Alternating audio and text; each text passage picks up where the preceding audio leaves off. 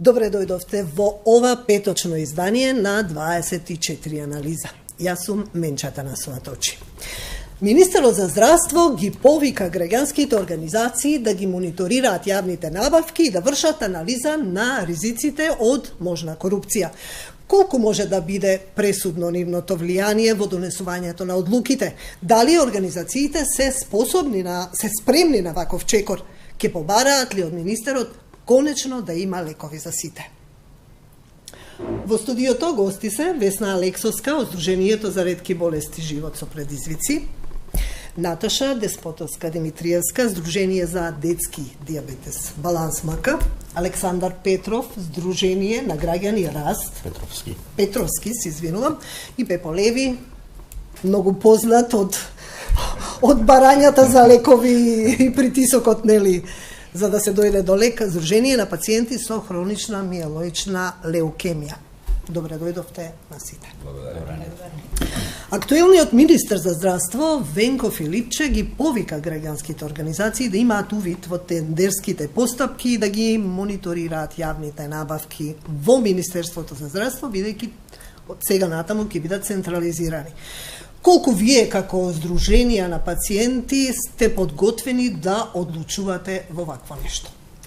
Така, значи, уште кога го слушнав муабетот на телевизија, затоа што не знаевме дека такво нешто се спрема воопшто, дека пациентите ќе бидат вклучувани во тендери. Нели прво ја добивме онаа најава дека Биба Тодева од Сдруженијето Борка е вклучена во хематологија во тендерската постапка. Значи, ние веднаш како пациентски здруженија некако се збунивме на некој начин пред се, затоа што свативме дека тоа... Зошто се збунивме? Затоа што не е некој чекор во кој туку така се влегува. Значи, ниту една организација пациентска не е обучена како прво да наблюдува и следи тендерска постапка. Значи, ние сите си имаме некоја своја професија. Еве, јас сум магистер на културни студии и завршив дипломирав финансиски менеджмент, но тоа не ме прави кадар да следам тендерска постапка. Она што го знам за тендерите е она што морав да го научам за тендерите, затоа што тендерите нон-стоп доцнеа, лековите нон-стоп фалеа, па се појави паралелниот увоз и сето тоа ние моравме да го научиме како тече некоја тендерска постапка. Но реално како организации дефинитивно не можеме туку така да влеземе и кој било пациент да оди и да ја наблюдува тендерската постапка и да каже да во ред е тендерската постапка. Затоа сметам дека како прво ова треба да биде законско решение, каде што Министерство за здравство ќе си донесе закон со кој организациите ќе имаат право соодветно за кој лек се набавува, соодветно за таа болест да се најде пациент или представник на пациенти кој ќе присуствува на тендерската постапка. Да одлучуваат во делот на набавката или во делот да бидат наблюдувачи, затоа што не можат да учествуваат. Сметам дека тоа не би било во ред да учествуваат, затоа што и самите пациенти имаат конфликти на интереси. Значи, тие се луѓето што треба да примат некој лек, така и тука веќе конфликт на интереси имаат. И не би било лошо да имаат право, освен што ќе одат тие или некој нивни представник, или пациент или представник на пациенти, со нив да донесат и соодветно лице кое се разбира во тендерска постапка, за да може да им помогне во цела таа процедура, што да следат, што е во ред, што не е во ред и на што да се задржат. Затоа што ние како коментари не можеме да дадеме нели од правна точка, освен некој од нас што се правници. Мислам, има и пациенти правници што е најнормално. Специфична проблематика е ова, без разлика дали сте правник или не. Специфично е уште повеќе затоа што се работи за лекови, значи не се работи за пенкала и тоалетна хартија, се работи за лекови. Лекови за кои долго време до ден денес се бараше најниска цена, а не се бараше квалитет, па еве сега со новиот закон уште се бара најниска цена. За жал да, и за многу други процедури се бара најниска цена. Што значи прво ни треба законски ова да се направи, затоа што не сакаме овој министер да не прими секаде, а после другиот да не избрка од секаде. Делумно се сложувам со Весна, затоа што навистина не секој може да биде специализиран и стручен во делот на одлучување на тендерските постапки, но она што можам да кажам, нашето здружение во континуитет ги следи активностите на набавките на детската клиника пред се до сега, впрочем доста години токму така да појасниме хормонската терапија за раст. Ја распишуваше детската клиника и се уште распишува, но во изминатиот период, како што знаете, со централизираните постапки имаше и напори, односно веќе имаше еден дел набавен и Министерство за здравство преку тие големи тендерски постапки нивни. Она што од искуство можам да кажеме и ние, впрочем, нашето здружение веќе многу поодамна низ годините побара на детската клиника да бидеме инволвирани токму на еден ваков начин, односно да бидеме мониторинг на набавките, на јавните набавки на хормонската терапија за раст, кое до ден денес, да кажам, беше негирано и бевме одбивани. Значи, ние не бараме да одлучуваме што тоа ќе се набави, дали е тоа квалитетно и така натака, но процесот на кој што се спроведува, сметам дека можам да кажам и ни дозволува да кажеме дека еден куп неправилности.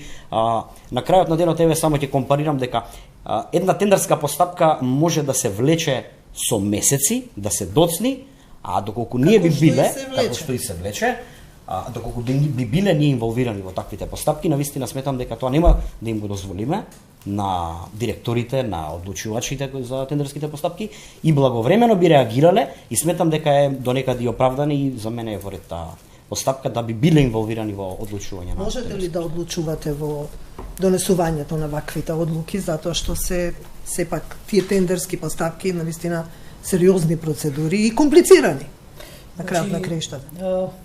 Овдека ние знам со сигурност дека сите можеме да дискутираме само како лаици за јавни набавки, затоа што знам дека директно и не сме биле никој од нас инволвирани во тие процеси.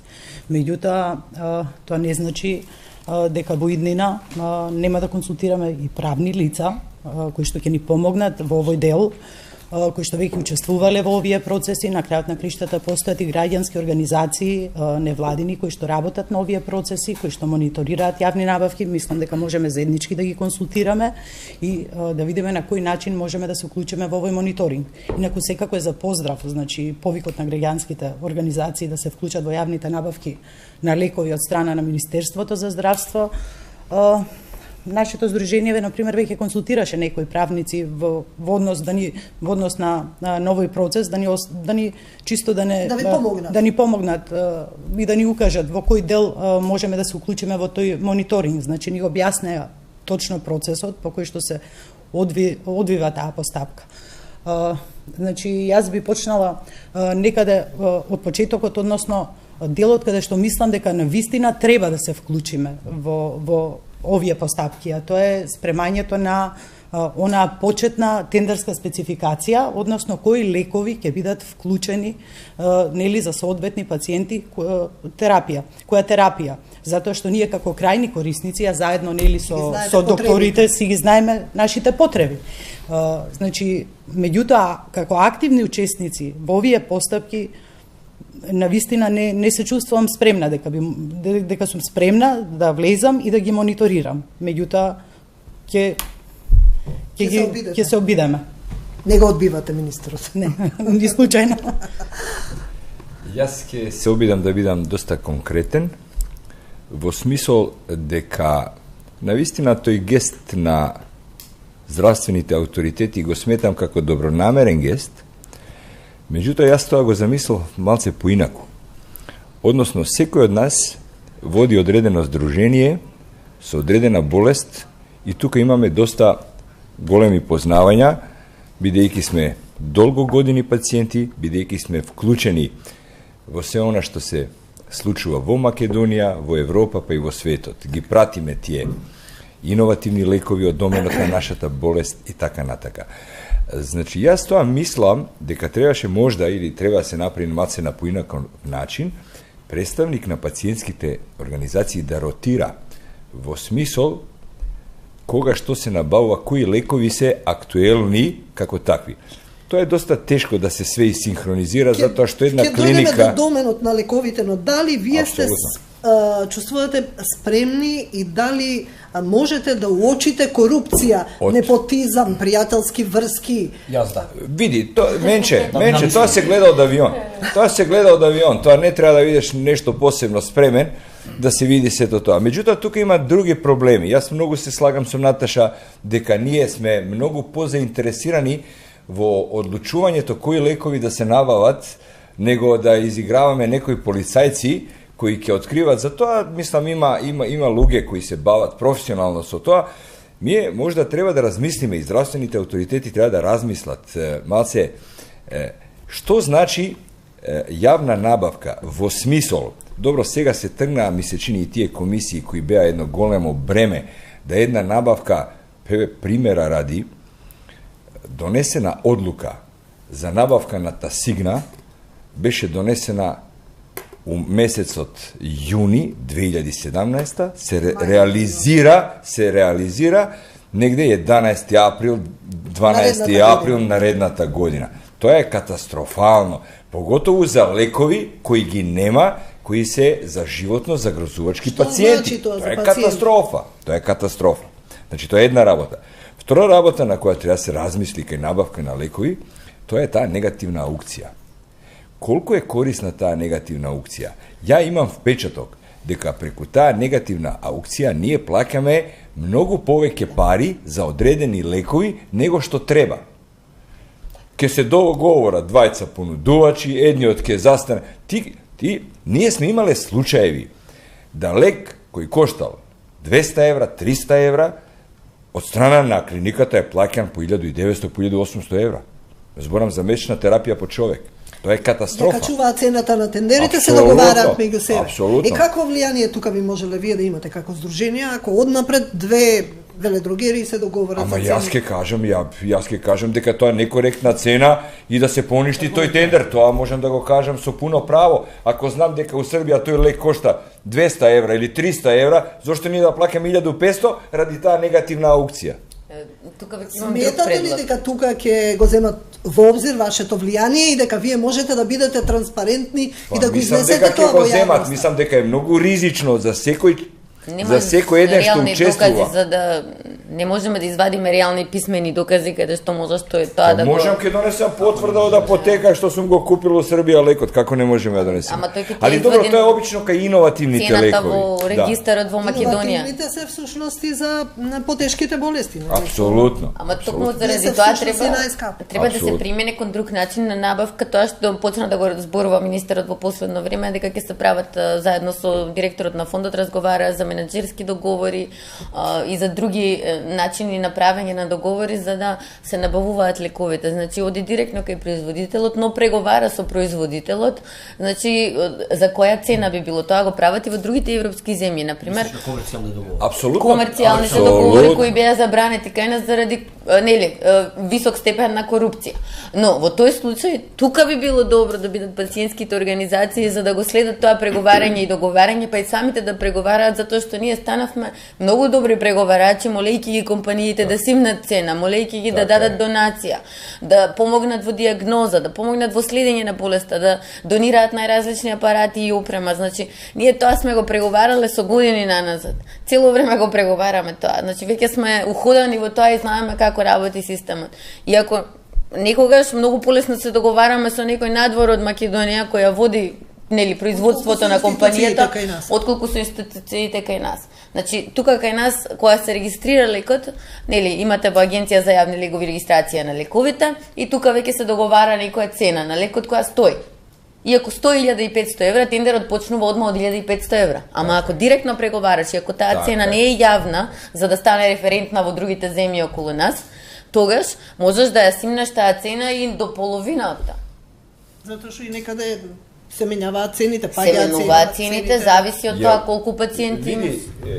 Весна, за мене е многу побитно да ти не треба да го скусуваш маневарскиот простор за набавка на лекови преку регулативата. Не, дај ширина, дај слобода, али нека има санкции за тие што не се во склад со општествените норми, и во склад, иако има некоја мито, корупција, треба да се соодветно санкционира, а не да се прогледува низ прсти. Онда ти се џабе, целата, само себе си правиш контрауслуга со тоа што си ги врзал рацете на некој способен менаџер да купи лекови по поевтина цена. Ти со прописите му ги врзуваш рацете. Не, санкциите треба да бидат пооштри, директни и да се обелоденат сите тие случаи каде што има мито и корупција. Но доколку се открие мито и корупција, непотизам, подготвени ли сте да понесете и вие одговорност ако се открие дека во тој тендер има нерегуларности? Ако сме биле вклучени, апсолутно. Ако сме транспарентни, апсолутно. Се во интерес на нашите деца. Тука нема да Постои дискутираме. мониторирање на овие јавни набавки на пасивен и на активен начин. Значи, доколку се случи во некоја од овие јавни набавки, ние да се изјасниме после неизе дека набавката поминала транспарентно, дека се е во ред со неизе. А зад неа се крие некој криминал. Што потоа? Значи, Затоа очигледно се оградувате, сакате да бидете само надзорно тело, но и да немате одлучувачко влијание. особено што нели истакнав, ние никогаш не сме биле активно вклучени во вакви процеси. Токму за тоа јас ги инсистирам, значи лица, стручни лица, значи има субспецијалисти по оваа тема да влезат заедно со нас, да ни помогнат да ги мониторираме овие јавни набавки на лекови. Но без исклучок на нас.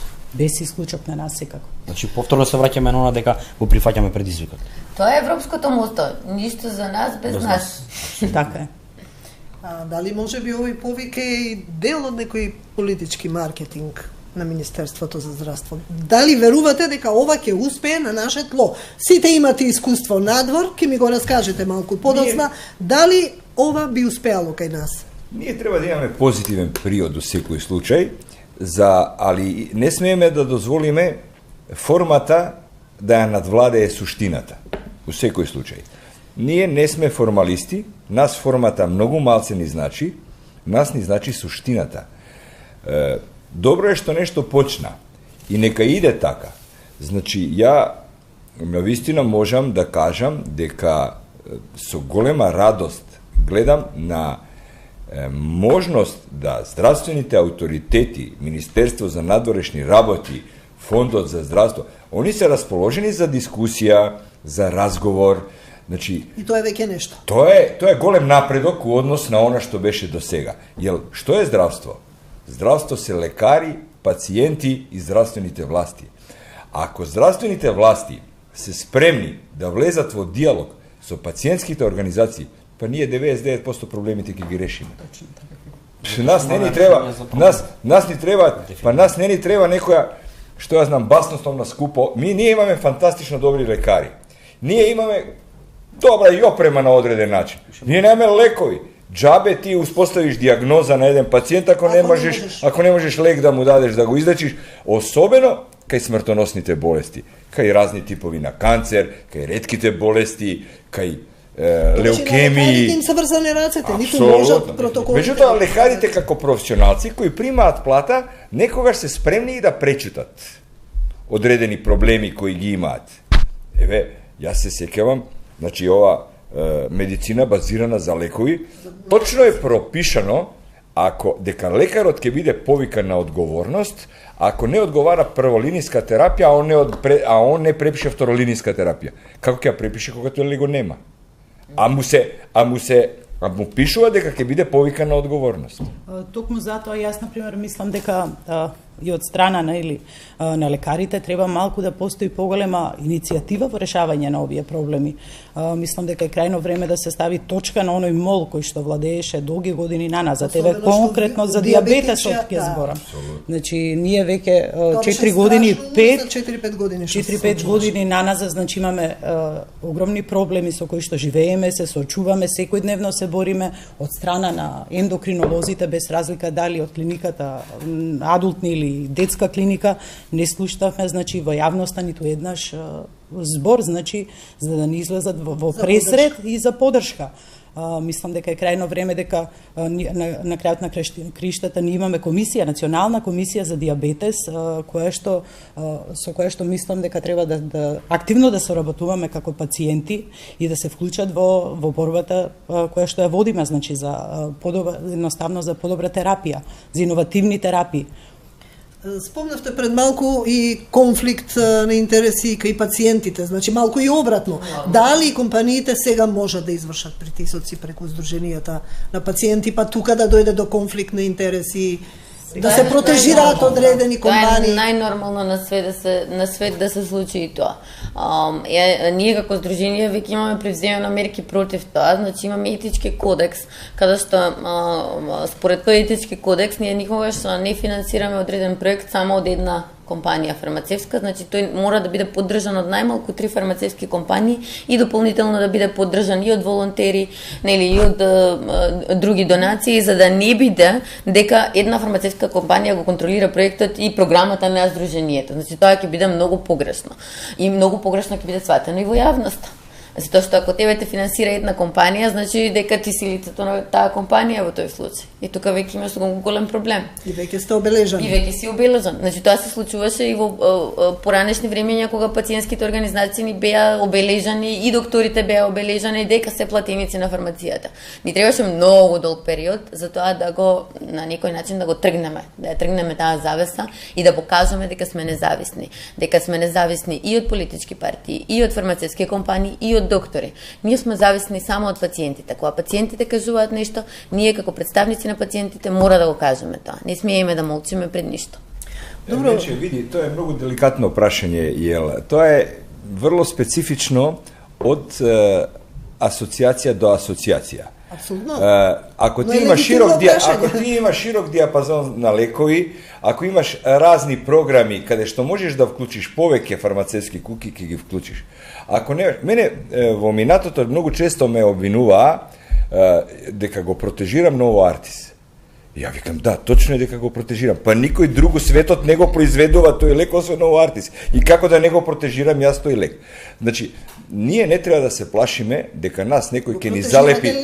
Така е. Дека нас ќе ни залепи некој етикета. Значи, чим збориш нешто што не одговара на некој авторитет, значи или си партиски обоен, или протежираш одредена фармацевска куќа. Не треба да се плашиме ние од тоа. Ние или па сакаме да навлеземе во политиките во здравство.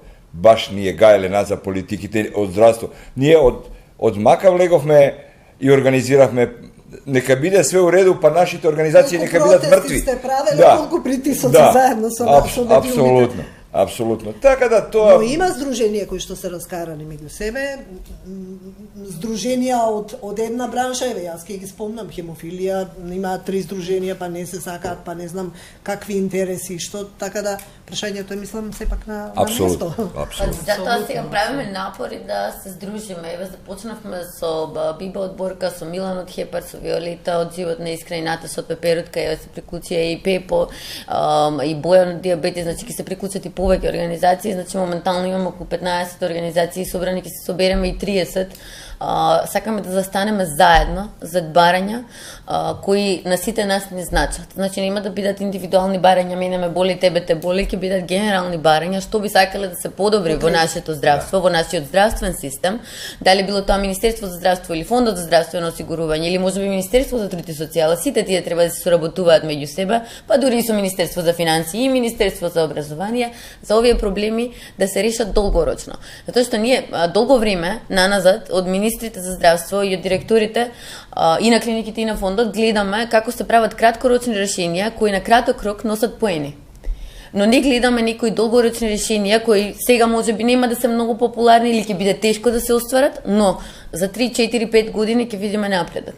И време е, мислам, дека за такви решенија, за системски решенија, каде што пациентот нема да има проблем, да ја добие диагнозата, да добие информација за истата диагноза, да може да го види протоколот според кој ќе се следи тој, нели, како пациент, да види кои лекови ќе ги прима и тие лекови да ги има, да се достапни во клиниката. Паралелниот увоз веќе расчистивме, се надеваме дека нема да има проблеми. Тендерот за ретки болести се уште не е завршен, на него се пријавија 50% да ги носат паралелен увоз, така да чекам да заврши и да видам дали приказната со паралелен заврши или не.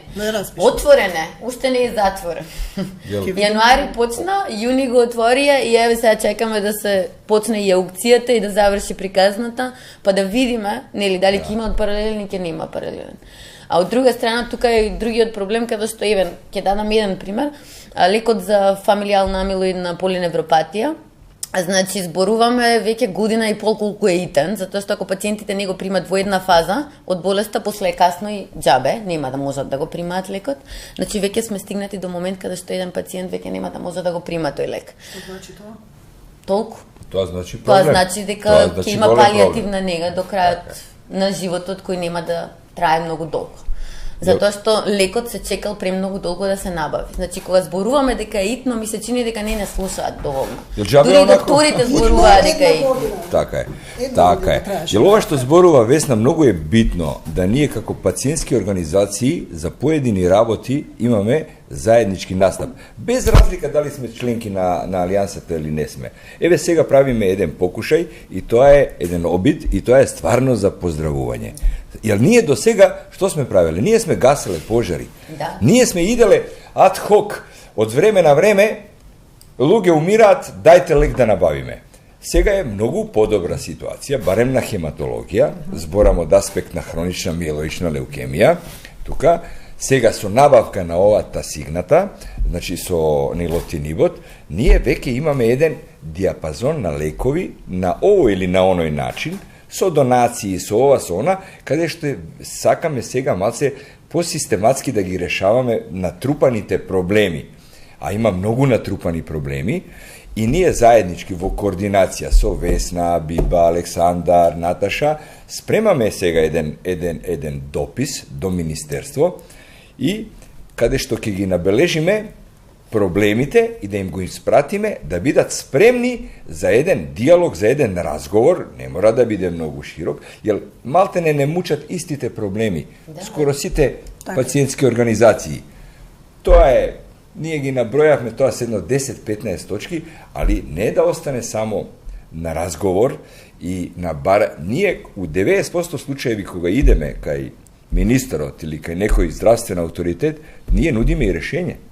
Ние нудиме решење. Ние сме свесни дека ние не сме не знам колку богата земја, дека имаме пари колку сакаме, дека може сите лекови да се купат и апарати. Ние сме многу, ние сме дел на ова стопанство, ние ги знаеме финансиските прилики, ние знаеме све што се случува во државата. Кога ја спомнавте на Сдруженијето Борка на клиниката за хематологија, пред да започне пред овој повик на Министерството, почне една пракса на клиниката за хематологија, значи Борка мониторира јавни набавки. Дали вие како пациенти почувствувавте некаква промена во однос на транспарентност во набавките?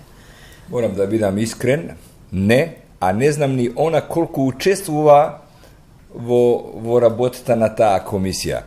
Јас пак ќе кажам, тоа е окей, меѓутоа многу посуштествено е она Наташа што го кажа пред малце. Избор на лекови, асортиман, достапност на лекови.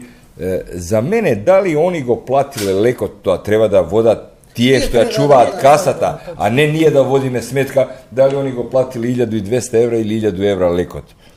Мислам, за мене е побитно лекот да го има и да има асортиман на лекови. И пошто има толку напластени проблеми, менче, например, не можеш ти, ќе кажам еден од проблемите што нас не боли, сега ја добивме тасигната, сега се враќаме на иматинибот, на прволиниската терапија. Не може да биде клучна само цената за набавка на еден лек. Не можеш ти да купуваш лек у Македонија, да бидеш прва земја у свет што користи некој лек. После, значи, поминувањето на патентот, ти си го примал тој лек, као што беше случај со нас гливекот, некој го примал 7-8 години, му поминал патентот и сега се купува, некој си има крибин, кој никој у свет не го пробал, сега он се продава у Македонија по некоја друга цена и сите пациенти мора тоа да го примат. Мора да постои тука начин како да се овозможат повеќе лекови, ако треба некои пациенти и некои лекови со доплата, значи постојат, тоа се лекови изузетно јаки, тука имаш едно море сајд ефекти, имаш ти едно море сајд ефекти, па ти сега ќе умреш од болка и у кичма, затоа што не смееш да го престанеш лекот, затоа што ќе умреш од леукемија ако не го пиеш лекот. Да. Ние имаме сега, ти знаеш, случајот со нашиот пациент што го интервјуираше прошлиот пут. Така, почина. Нажалост, мораше да прима лекови кои се изузетно, тие се на црна листа, као такви, као изузетно опасни, меѓутоа немаше избор. Сега има иновативен лек и се отвара научна студија. Македонија има и други пациенти кои го примаат тој лек. како донација, али ние ќе се трудиме да ги уклучиме во научната студија, леве веќе 2 година дена се тој лек почнува да се тестира на луѓе, а ние имаме многу поверење во тие куќи кои ги извадија сите тие смарт иновативни лекови, благодарение на кои ние сега сме Значи, ние нормални знаеме и живи. говориме за еден пациент кој што сега скоро почина, на кој што нема одговараше лекот, кој знае колку има, всушност. Македонија нема многу, има уште еден пациент. Македонија е мала земја. Говориме за различни лекови, не говориме, да. Така е. Сите вие комуницирате со помалку или повеќе со организации во странство или сте вклучени, самите учествувате, Весна е во управен одбор на Европска организација за гошетак, како асоциација, вие сте исто така вклучени. Какви се искуствата од граѓанските организации таму? Каква моќ имаат таму? И дали знаат што се случува тука во Македонија? Дали им реферирате? Таму Како стоиме со лекови? Изузетно се моćни, имаат диалог со министер, со лекарите.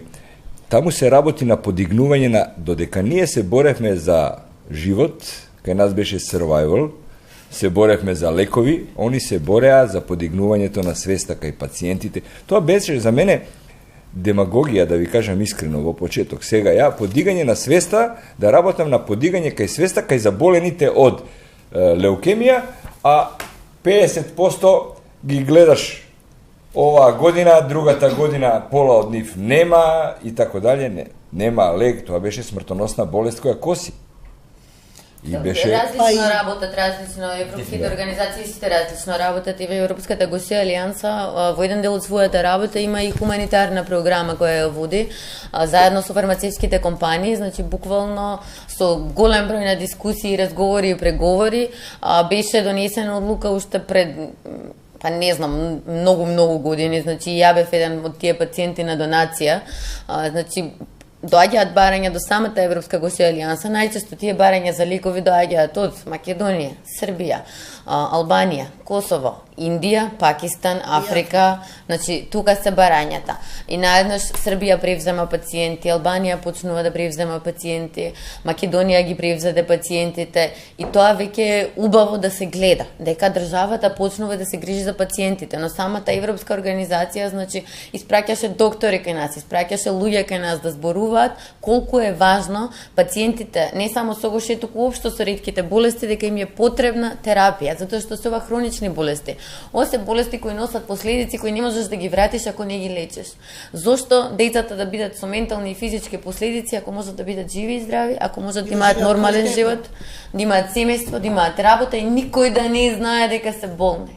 Мислам, навистина е многу важно да се оди од тоа рана диагноза, рана терапија и да се следи нормална болеста. Уште понатамошно таму сега се работи повеќе на клинички студии и на вклучување на пациентите во развој и истражување на лекови. Наши пациенти во клинички студии. Апсолутно. Еме сега имаме барање до Ново Артис, имаме сега барање до Ново Артис, едниот наш пациент да биде вклучен во клиничката студија на Ново Артис за лек кој уште не е пуштен во употреба. Исто така нас беше случај, односно веќе 2 или 3 пациенти чинам пред неколку години беа ставени на една таква програма на компанијата Novo Nordisk за долгоделувачки хормон за раст, значи да не се боцка апсолутно, да не се боцка секоја вечер.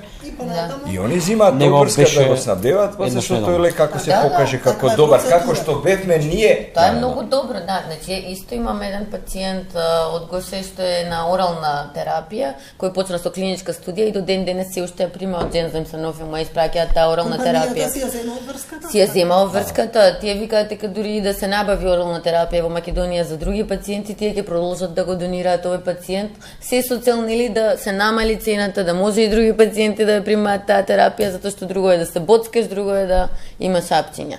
Значи секогаш има многу различни компании, многу различни лекови истражуваат и тоа е можно за нашите пациенти. Само што нашите пациенти не можат толку така да се втурнат во тоа. Значи за жал најчесто идат преку Бугарија, преку Италија, преку друга земја. Би било убаво да се види дека и во Македонија може. Вие ли ги поврзувате докторите како? Мора докторите. Ние зборуваме со докторите или докторите сами откриваат. Значи зависи од доктор до доктор и од пациент до пациент. Кај нас не е така. Кај нас, например, ја директно и онда ги замолувам докторите да се уклучат, да дадат своje мислење и така дали. Само што мора секогаш доктор да Доктор секогаш мора да стои зад целата Ние сме тај самиот иницијатива. пациент или самата организација да преговара со фармацевтска компанија за развој на лекови, односно за вклучување на пациент во клиничка студија, мора доктор да застане тука. Тоа се многу малку пациенти. Ако се сеќаваш, Менче, ние бевме сите во клиничката студија на Ново Артиска и Гливекот. И нашето основно мото во ставањето на Гливекот на позитивна листа е зошто пола пациенти имаат право да живеат, пола пациенти немаат право да живеат. Каков притисок беше тоа со Гливекот и тоа го добивте 10 години од кога беше, мисля че ни во свет. 2011 година беше ставена позитивна листа. Значи тоа некем да го заборавиме и да го рипнеме. Позитивна листа е посебна приказна за која сакам да поразговараме малце.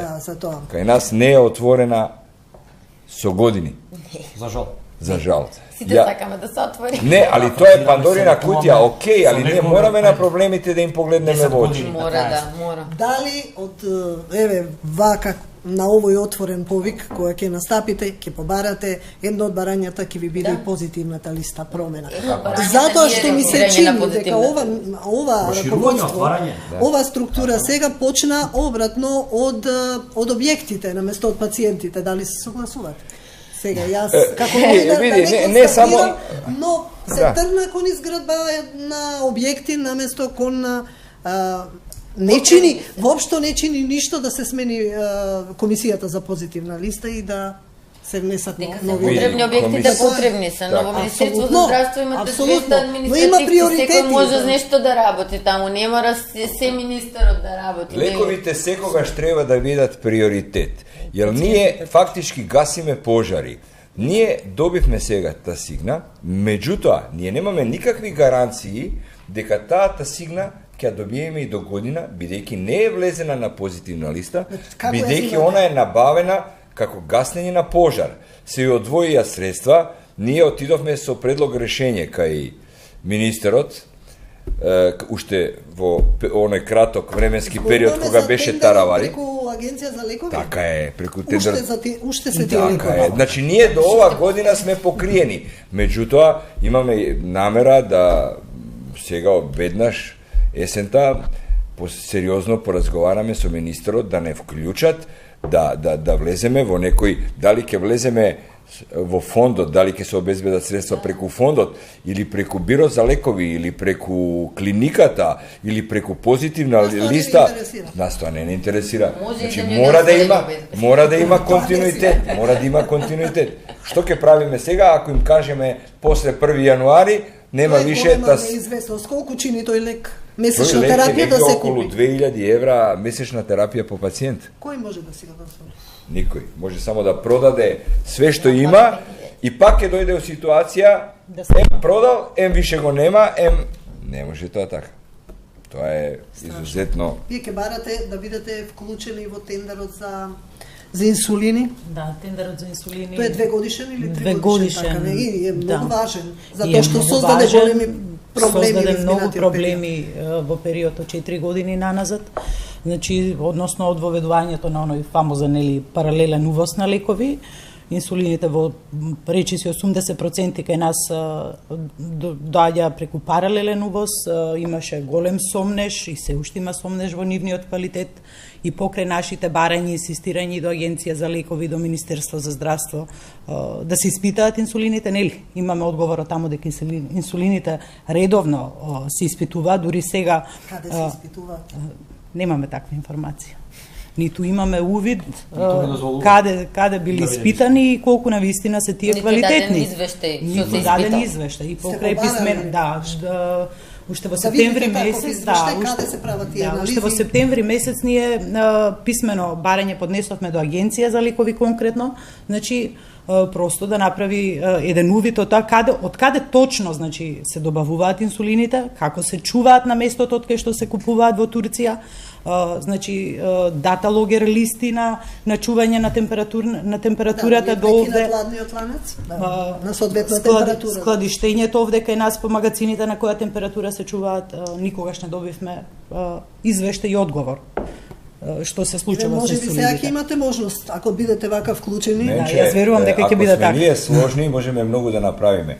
Многу е битно да Министерство за здравство, Агенција за лекови, Фондот за здравство схватат дека ние сме партнери и дека сме од истата страна на барикада. Ние нема ништо да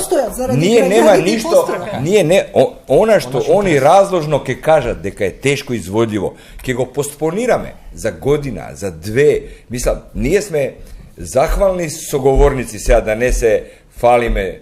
Меѓутоа имаме многу разбирање за нивните проблеми. И они да покажат малце разбирање за нашите и да соработуваат со нас, ја мислам дека работите ќе одат напред. Пациенти сме потполно свесни за економската состојба во која се наоѓа нашата држава. Меѓутоа, јас не мислам дека не може да издвои државата средства за иновативни терапии, барем за почетокот за одреден дел на пациенти. Она што ние го за некои болести не постојат други лекови освен тие иновативните. И што да правиме? Точно, мене ми е жал што не можам да се уклучам во делот за ретки болести. Ние воопшто не сме ретки, за жал. Значи 12% од населението во Македонија боледува од диабетес, 180.000 сме, од кои што 40.000 на инсулин. Значи ние сме цела армада. 500 деца, да, јас сум дете на дете со диабетес, мојот син има 6 години со диабетесот од својата прва година старост. Значи 500 деца се вклучна во Македонија. Кажете и барањата. Сакам само да ве прашам дали сметате дека ваквата политика до сега, сите овие години, па и сега е дискриминирачка затоа што за некои пациенти има, за некои нема. Абсолютно. Дека го кршиме уставно за гарантираното право како држава. Зборувам дека како пациенти сме дискриминирани и маргинализирани. Која мајка ќе си го остави толку детето, мислам, едното дете ќе му даде, на другото нема да му даде, мислам, мајка, макијата не би му дала, нели? Така, да. Мајка за едни, макија за други, така испаѓа државата. И тоа не може да биде во ред. Значи, секој заслужува. Секој граѓанин на оваа држава заслужува соодветна здравствена услуга, соодветен третман и соодветен живот. Значи, без разлика дали се тоа здравствени, дали се тоа социјални услуги, дали се тоа административни услуги. Значи, сето тоа треба никако да си тече во најнормален ред, а не кога ќе станеш од саба или кога треба да идеш, нели, на болница да ти се крева косата затоа што не сакаш да одиш. Затоа што не знаеш што ќе примиш и затоа што не знаеш дали следната година или следниот месец ќе има. Одиме со реклами, а потоа се враќаме конкретно на лековите.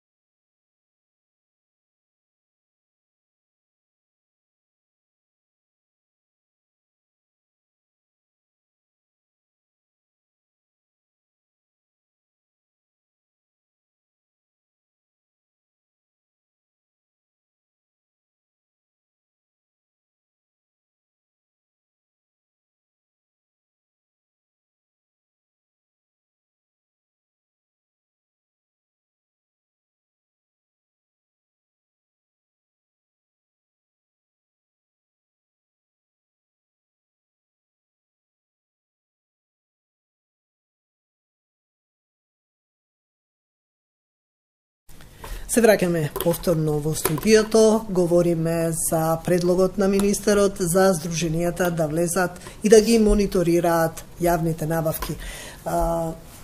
Петровски, колку пациенти или колку деца има кои што добиваат хормон за раст и има ли такви кои што чекаат, кои што не добиваат лек? Дефинитивно, колку што можете и вие да се сетите, благодарение на вас и нашите напори што од далечните 2000 и точно не можам да се сетам која година беше, се постави како критериум потребата тогашна беше да се лекуваат 100 пациенти, односно 100 дечиња на хормонската терапија за раст на терет на државата. За жал, тој критериум до ден денеска се уште е како критериум за лекување. Иако правам напори, еве и сега со новата директорка на детската клиника чекаме да направиме некој пресек, затоа што нашиот буџет е строго наменски буџет на детската клиника за лекување на овие дечиња. Во континуитет намалување на цената по чинење по милиграм на хормонот за раст е исто доста намалена. Колку чини тој хормон за раст месечна терапија од прилика?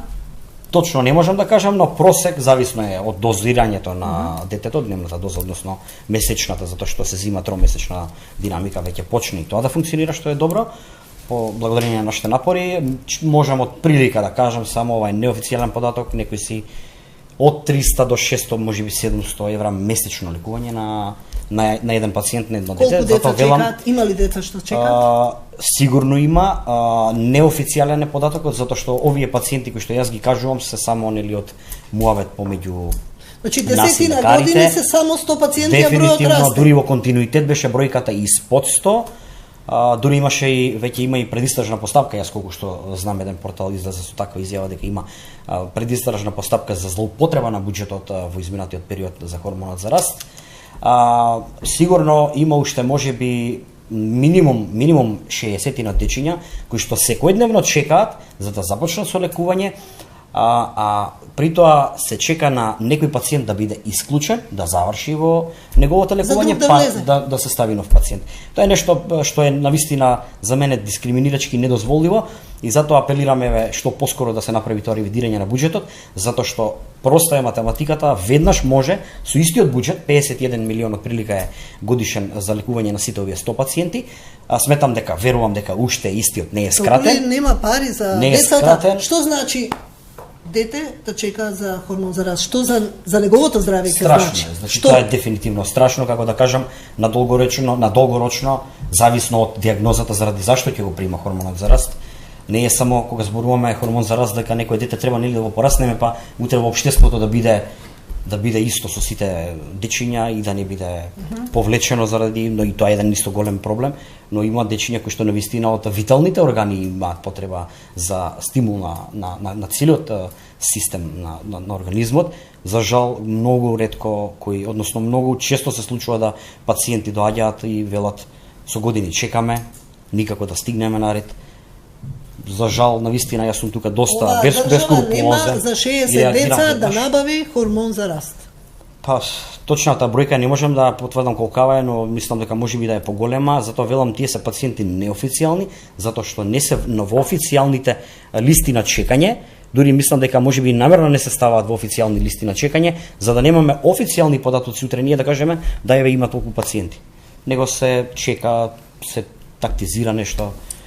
Навистина, мислам дека веќе во 21 век не би требало да разговараме, посебно веќе кога, како што кажав, во континуитет намалување. Ова е убиство на некој начин. Регистрите се голем проблем, затоа едно од тие заеднички барања е токму да се има регистри за секоја болест, за секоја дијагноза да се има регистри. Официјални први барања на моите министри беа тоа. Што се направи регистар. Колку има со ретки болести во моментот, а колку се ставени на терапија? За жал, се уште стојат на бројката 450 регистрирани, иако бројката е сигурно многу поголема, со оглед на тоа дека Комисијата за ретки болести работи, па не работи, па работи, па има председател, па нема председател, па не работи, Не се внесувани нови пациенти, па се најави електронски регистар кој го очекуваме да излезе. Не знам дали тој електронски регистар ќе помогне да се внесат сите нови пациенти. Ама реално мислам дека државата треба да го искористи најдобро што може овој мој термин што го имаме, затоа што таму се запишуваат сите диагнози, сите прегледи, сите поминуваме низ тој мој термин и оттаму можат да влечат податоци и бројки. Можат да ги извлечат и кои се децата со хормон за раст што одат нели на прегледи, што ги имаат проблемите. Значи не е проблем да се сите податоци можат да се извадат. И на онкологија треба да се извадат податоците, и на хематологија, секаде. Во нормалниот свет исто така хормонот за раст се дава и во адултниот дел и во возрастна доба. Значи по дефолт тоа си продолжува. Ние направивме како здружение еден напор, една експертска дебатна маса, каде што за жал не испочитува на највисоко ниво институциите, освен од одделот на ендокринологија за возрастни и од одделот на детската ендокринологија, каде што навистина заземавме став и дојдовме до заклучок дека ние немаме, односно немаат буџет за лекување на пациентите адултни и возрастни кои што не се во голема бројка. А хормонот за раст се дава и за други болести, освен за ова. Станува збор за хронично заболувања, за хронични заболувања каде што се лекуваат овие пациенти долгорочно, можеби 10-15, можеби некои одредени диагнози доживотно, каде што веќе во возрастна доба се во многу минимална доза заради секојдневната функција нели на организмот и оној потребен хормон за раст кој што го лачи организмот здрав, а ваму каде што не го лачи.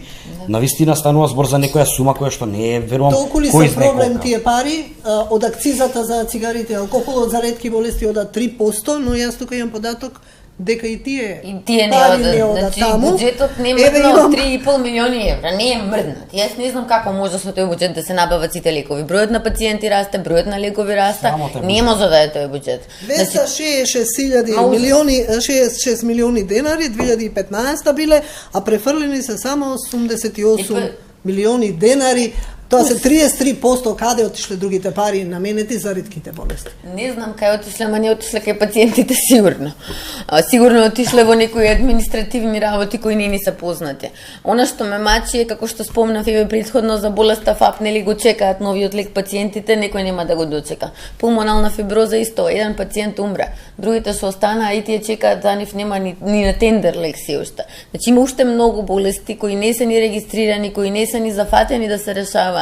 Тоа сето треба системски да се решава. Значи не може ти да речеш дека некој пациент ќе чека година, 2-3 за да дојде лек кој му е потребен да живее. Чекаат, а некои воопшто не. Некои чекаат, некои не дочекуваат. Значи и тоа не е во ред. Дека заслужува да се спомене, значи потребата на економските директори. Економската оправданост нивна навистина сметам дека е излична. Значи заштедата на тие буџетски средства може да се пренаменат во ретките болести. А да не зборувам од пракса нас што се ни се случуваше од таков аспект. Значи едниот потпишал, другиот не потпишал, другиот дошол, третиот не дошол. Невидени бркотници, праќања автомобили до дома за да дојде да го донесат, да потпишат и така натака. Мислам тоа е. Сака да потпише за лек. Влеча тегнеа. Ако сакаат да најдат пари, може да најдат пари. Оправдувам ставот на министерот дека навистина треба да бидеме инволвирани. Затоа што верувајте дека и стравот го чува лозјето. Значи нашето присуство само таму сметам дека многу ќе им значи. Така.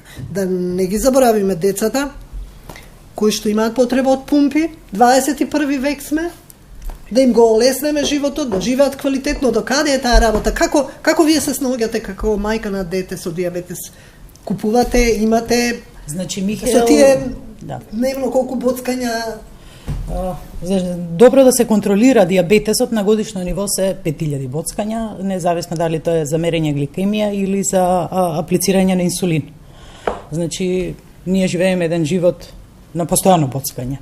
Значи минимална доза на инсулин, која што моето дете прима, односно минимални боцкања се 5, тука се плюс и корективните дози, затоа што тоа е дете, нели, не знае само да каже кога му е висок шеќерот, сака све да проба, да касне и корективните дози вклучувајќи се, дури доаѓа на бројка од 6 и 7000 боцкања на годишно ниво. Значи има 500 деца со диабетес во државава. Освен што е физички болно е и травматично.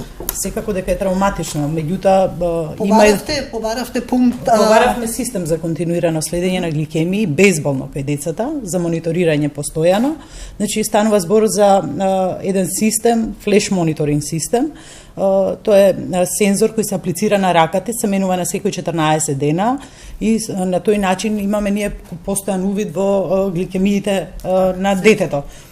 Значи не ги боцкаме прстите, туку едноставно со читач кој што изгледа како мобилен телефон се поминува ни сензорот и можеш да видиш колку е гликемијата.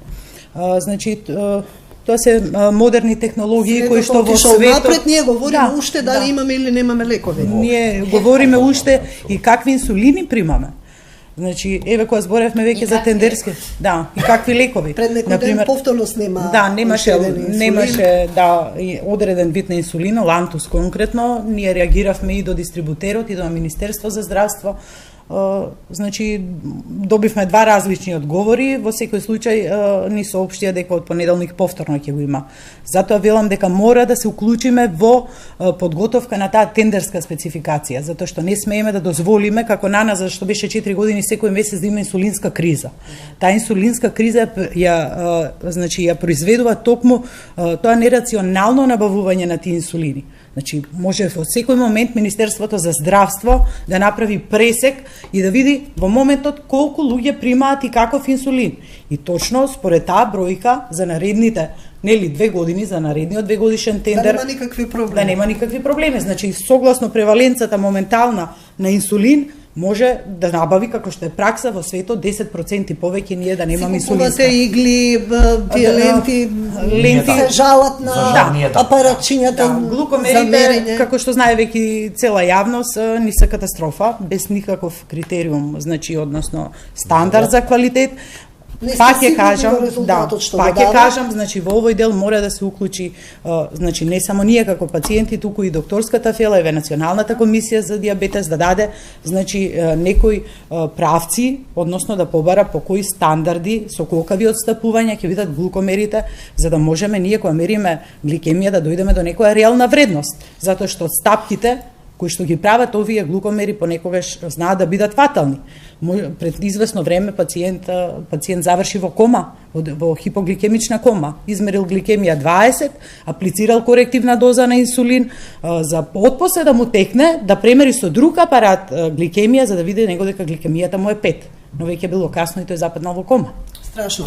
За привршуваме, само да ве прашам, кои би биле економските губитоци на државата или економските пак добивки доколку пациентите имаат барем најнеопходните лекови кои што се потребни.